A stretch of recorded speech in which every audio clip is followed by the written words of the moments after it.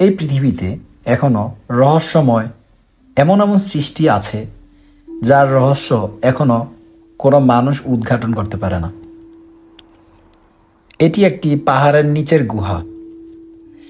এই গুহাটি কোনো মানুষের তৈরি নয়, কোনো মানুষ এটি তৈরি করেনি, এমন কোনো প্রমাণ পাওয়া যায়নি যে কোনো মানুষ এটি তৈরি করেছে। কিন্তু এটার কেমন যেন ভয়ঙ্কর একটা পরিবেশ এটার ভিতরে। কারা তৈরি করেছে, কিভাবে তৈরি হয়েছে, একমাত্র আল্লাহ তাআলা ছাড়া কেউ জানে না। তবে অবাক করার বিষয় হচ্ছে, এই যে যা দেখতে পাচ্ছি এগুলো সব পাথরের।